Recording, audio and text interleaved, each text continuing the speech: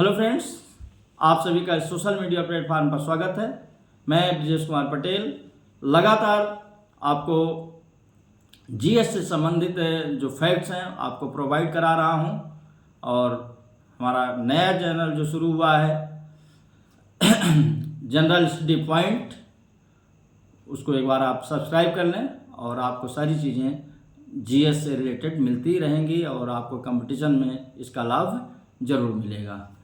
तो आइए एक बार हम आज फिर जो हमारे देश के महान क्रांतिकारी शहीद हुए उनसे रिलेटेड आज फिर कुछ फैक्ट मैं लेकर के आया हूँ।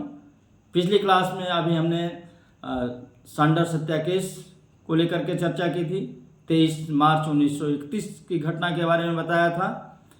तो आज हम लोग देखेंगे कि जो सरफरोशी की तमन्ना अब हमारे दिल में है, देखना है जोर कितना बाजुए कातिल में है। एक तो ये रचना है, गीत है जिसके साथ रामप्रसाद बिस्मिल जी का नाम बाकायदा जुड़ता है, उनके द्वारा ही ये लोकप्रिय हुआ गीत। दूसरा जो गीत है कि शहीदों की चिताओं पर लगेंगे हर बरस मेले, वतन पर मरने वालों का बाकी यही निशा होगा। तो ये दो गीत बड़े पॉपुलर उसमें हुए थे जब हमारे क्रांतिकारियों ने देश को आज़ाद कराने का बीड़ा उठाया था। तो 1924 में रामप्रसाद बिस्मिल, सचिंदा सन्याल, अशफाक उल्लाह, रोशन सिंह जैसे क्रांतिकारी सामने आते हैं।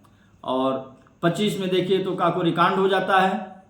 काकोरी कांड के बाद गिरफ्तारियां होती, मुकदमे चलाए जाते हैं। और दिसंबर 27 में हमारे 4 प्रमुख क्रांतिकारियों रामप्रसाद बिस्मिल जी, अशफाक उल्लाह जी, रोशन जी और राजेंद्र लहरी जी को फांसी की सजा दी जाती है।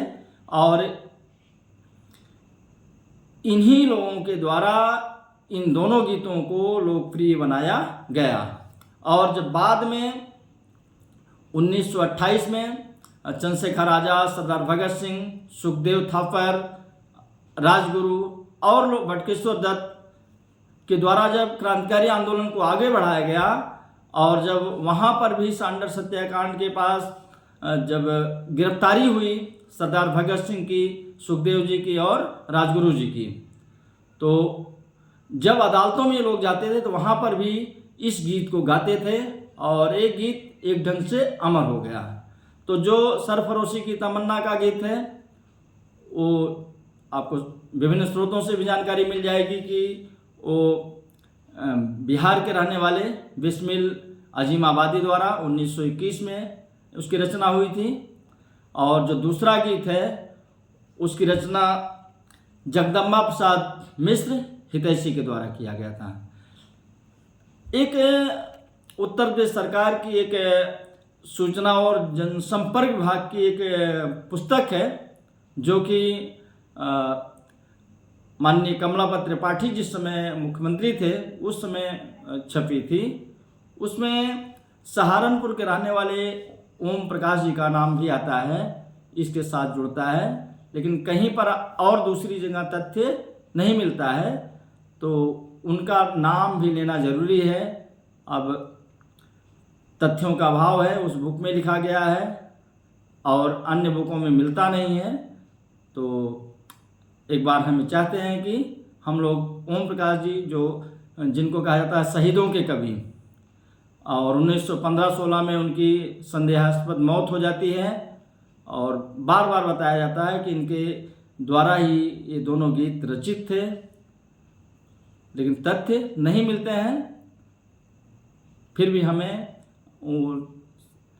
क्रांतिकारी कवि का हमें सम्मान करना चाहिए, उनको भी श्रद्धांजलि अर्पित करनी चाहिए।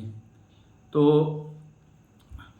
आज बस इतनी चर्चा हम लोग करेंगे, फिर आगे दूसरे टॉपिक पर चर्चा होगी।